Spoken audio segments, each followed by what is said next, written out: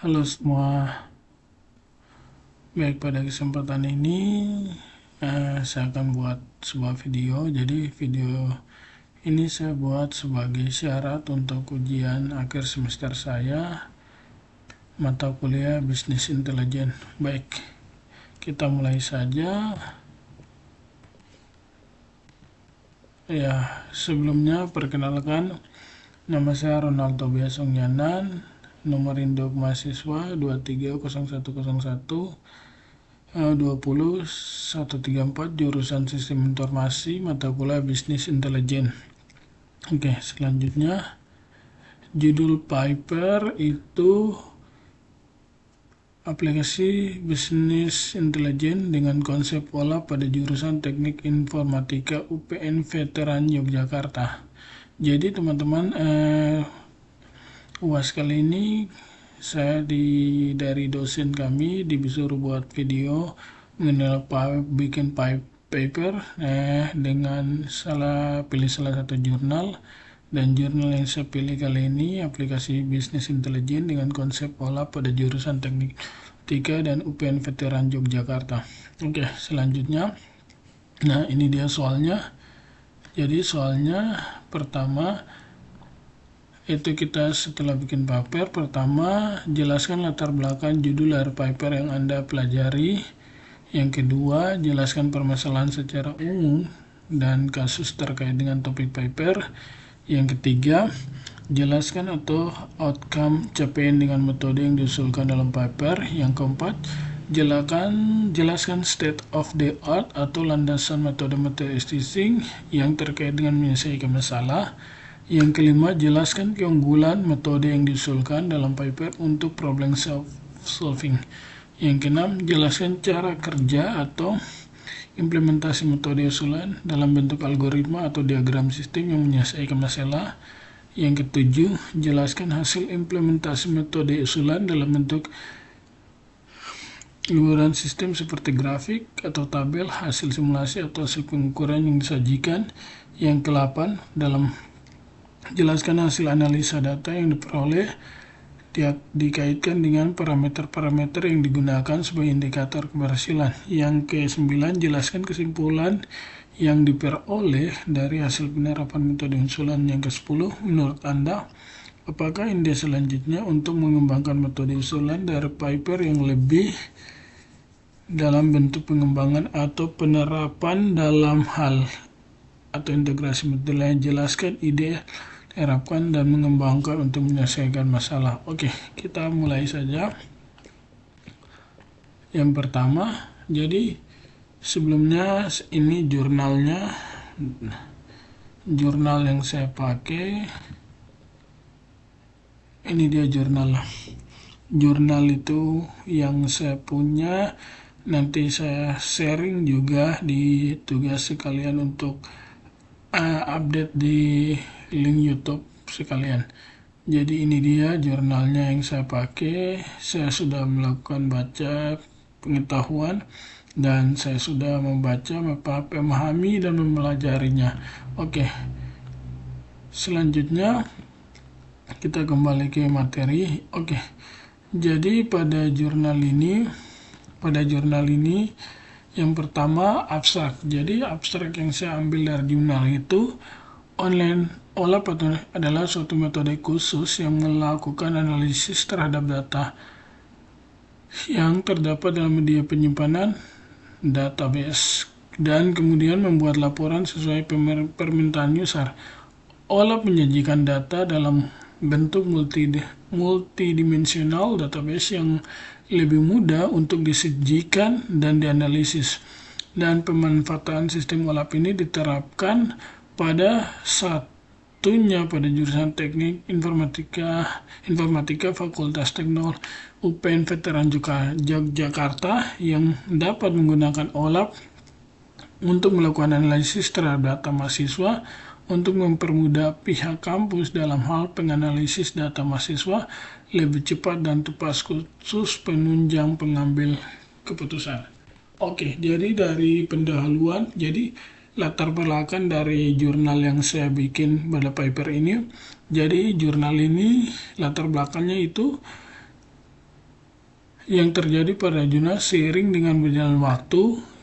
Dengan tahun ke tahun, tingkat data pada jurusan Teknik Informatika Teknologi Industri UPN Veteran Yogyakarta semakin banyak sehingga proses analisis dan data mengalami kendala, kesulitan mengolah data, khususnya penganalisis data kurang tepat karena banyaknya data dan hasil pengambil keputusan kurang akurat, sehingga perlu adanya penerapan sistem OLAP agar mempermudah pengolahan data baik secara analis dan pengambilan keputusan. Jadi teman-teman, yang menjadi latar belakang dari paperku ini karena di Universitas Veteran ini, khususnya Fakultas Informatika itu sistemnya belum berbasis OLAP. Jadi dia masih biasa manual. Jadi mereka mengajukan untuk membuat sistem berbasis OLAP yang mana dapat menganalisis dan mengambil keputusan yang tepat. Oke, tujuan penelitian ini pada jurnal dibutuhkan suatu aplikasi sistem bisnis yang menerapkan metode OLAP untuk membantu penganalisis data sehingga dapat menghemat waktu dan menghasil perhitungan yang lebih tepat. Dengan demikian, diharapkan aplikasi tersebut dapat mempermudah lembaga pendidikan dalam mengambil keputusan sehingga tujuan tercapai secara khusus pada jurusan Teknik Informatika UPN Veteran. Jadi tujuan penelitian dari paper ini, dia mau menciptakan sebuah sistem di mana mempermudah Fakultas Teknik Informatika pada UPN. Oke, yang jawaban nomor 3 dan 4 ini state of the art atau landasan metode-metode. Jadi metodologi yang digunakan pada paper dan jurnal itu metodologi yang pengembangan sistem yang digunakan adalah metode sequential linear atau yang sering disebut juga siklus kehidupan klasik atau model air terjun. Model air terjun ini dia mengusulkan sebuah pendekatan kepada perkembangan perangkat lunak yang sistematik dan sequential yang mulai pada tingkat dan kemajuan tim seluruh analis, desain, kode, pengujian, dan pemeliharaan. Jadi untuk state of the art ini mereka menggunakan metode waterfall. Jadi metode waterfall ini sangat sering digunakan karena mudah juga ya. Mudah dan cepat dimengerti. Oke, jawaban nomor tadi ini dia dari tahap-tahapnya ada analisis. Analisis itu proses pengumpulan kebutuhan intensifikan dan disfokuskan khususnya perangkat lunak untuk memahami sifat program yang dibangun. Analisis harus memahami domain informasi, tingkah laku untuk kerja dan antarmuka yang diperlukan kebutuhan baik sistem maupun perangkat lunak, didokumentasi dan dilihat dengan pelanggan. Oke, yang kedua yaitu dari sistem waterfall ini, stepnya ada desain. Perangkat lunak sebenarnya adalah proses multi langkah yang berfokus pada 4 atribut sebuah program yang berbeda: struktur data, struktur arsitektur perangkat lunak, representasi interface, dan algoritma prosedural. Proses desain menerjemahkan syarat kebutuhan ke dalam representasi perangkat lunak yang dapat diperkirakan demi kualitas sebelum mulai pemunculan kode. Sebagai persyaratan, dokumentasi menjadi bagian dari konfigurasi. Oke, yang ketiga atau C, metode membuat kode. Step ketiga, membuat desain harus diterjemahkan dalam bentuk mesin yang bisa dibaca. Langkah pembuatan kode melakukan tugas ini. Jika desain dengan cara yang lengkap, pembuatan dapat diselesaikan secara mekanis. Yang keempat atau D, itu pengujian. Setelah kita melakukan kode, kita melakukan sekali kode dibuat, pengujian program dimulai.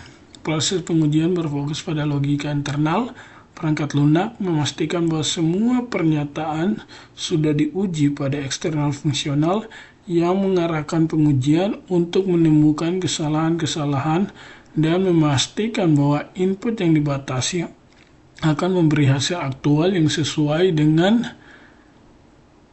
hasil yang dibutuhkan. Oke, yang ketiga pemeliharaan. Jadi setelah implementasi kita masuk di tahap terakhir, yaitu pemeliharaan. Perangkat lunak mengalami perubahan setelah disampaikan kepada pelanggan. Perubahan akan menjadi terjadi karena kesalahan-kesalahan yang ditentukan. Karena perangkat lunak disesuaikan untuk mengakomodasi perubahan dalam lingkungan. Contohnya perubahan dibutuhkan sebagai akibat perangkat particular, sistem operasi baru, atau karena pelanggan membutuhkan perkembangan fungsional atau kerja. Pemeliharaan perangkat lunak mengaplikasi fase program sebelum dan tidak membuat yang baru. Oke, untuk pertanyaan nomor 5, metode yang diusulkan. Jadi metode yang diusulkan ini metode air terjun.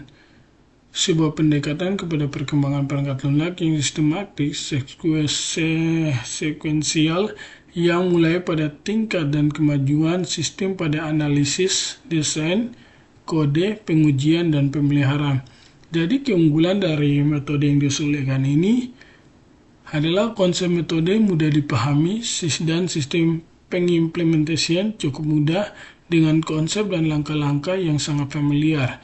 Dan untuk solving problemnya cukup simpel, dianalisis dengan beberapa tahap dari metode ini, di mana sebelum mengimplementasikan sistem tentu saja ada step-step yang dilakukan mulai dari analisis hingga pemeliharaan sistem. Jadi keunggulan dari metode ini sebenarnya lebih mudah dipahami dan juga sangat gampang. Jadi yang keenam, dan ini implementasi metodenya seperti ini. Jadi di sampingnya itu gambar DFD. Jadi implementasinya, metode yang diusulkan dan implementasi seperti terlihat pada gambar di mana lebih terstruktur dan terorganisir dari setiap data, di mana sistem diusulkan setiap user masuk melewati proses dan alur seperti terlihat di gambar samping hingga ekspor data hasil implementasi. Jadi pada diagram di samping juga sesuai urutan, sesuai dengan kita juga melakukan analisis, habis itu kita melakukan proses hingga ekspor data. Oke, untuk pertanyaan 7, hasil dari implementasi usulan. Jadi ada from analysis, di sini dilakukan proses analisis data manusia. User dapat memilih sebelum melakukan analisa. Disediakan dua bentuk analisa, yaitu analisa SKS dan analisa IPK. Jadi hasil implementasi ini mereka menggunakan dua analisis itu. Setelah itu user memilih salah satu bentuk analisis, maka akan muncul sebuah grid atau kotak-kotak. Pada grid tersebut dimensi-dimensi yang terlihat samar-samar adalah dimensi yang tidak aktif. User dapat melakukan drill up atau drill down terhadap dimensi yang sudah ada, serta melakukan filtering data sesuai kebutuhan user. Maka akan diperoleh hasil yang bervariasi. Pada saat grid aktif, maka terdapat beberapa toolbar yang ikut, yang itu sweep, collapse, expand, presence, export, HTML, dan Word dan Paint. Nah, ini dia template tabel presentasinya setelah diimplementasi seperti begini. Muncul seperti tadi yang kita sudah baca, yang ini hasil implementasi usulan. Dan ini dia contoh tabelnya. Oke, selanjutnya pertanyaan 8, hasil analisa. Jadi dari hasil analisa tersebut, di mana sesuai dengan indikator dan hasil implementasi, di mana terlihat pada bab metode bahwa bisa dikatakan hasil implementasi berhasil. Dalam hal ini semua berjalan dengan baik sesuai dengan metode yang diusulkan dan terlihat pada bab implementasi sistem. Sistem digambar di bawah ini. Nah, ini dia hasilnya, contohnya cetak laporan. Jadi ketika kita sudah melakukan dari pengusilan metode, bahkan ini dan ini hasilnya dalam bentuk laporan analisa, di mana semua mahasiswa kita bisa lihat mata kuliahnya, bahasa Inggris, total SKS, dan user dan NIM-nya. Oke, selanjutnya pertanyaan ke-9, kesimpulan dari paper kali ini, hasil dari implementasi sistem OLAP tersebut, di mana lewat sistem OLAP ini mempermudah kerja analisis dan pengambilan keputusan dari pengolahan data yang akurat dan tercapainya juga tujuan dari penelitian yang hasil akhir yang sesuai dengan tujuan penelitian. Jadi kesimpulannya seperti itu ya Mas. Jadi mereka kesimpulannya setelah melakukan OLAP ini ternyata hasilnya sesuai dengan apa yang menjadi tujuan utamanya gitu. Oke, yang ke-10, ide selanjutnya untuk mengembangkan metode ini dan juga sistem OLAP. Jadi ide selanjutnya menurut saya secara pribadi untuk adanya pengembangan ide selanjutnya agar sistem OLAP ini terintegrasi ke tracking data alumni, karena penting sekali bagi suatu kampus untuk punya tracking data alumni, serta kalau bisa dikembangkan lagi kepada penerusnya, tidak hanya di satu fakultas penerapan sistem OLAP ini, tetapi untuk satu universitas veteran untuk menggunakan sistem OLAP ini. Jadi mungkin sekian saja presentasi dan video yang saya buat terkait UAS kali ini, di mana saya menjawab 10 pertanyaan dan membuat paper dan membuatnya dalam bentuk video serta sudah mengumpulkan tugas dalam bentuk PowerPoint. Kiranya terima kasih buat teman-teman buat waktunya, bahkan terima kasih buat dosen sudah memberi kesempatan bagi saya. Mungkin sekian saja, saya ucapkan terima kasih, semoga hari-hari kita menyenangkan. Terima kasih.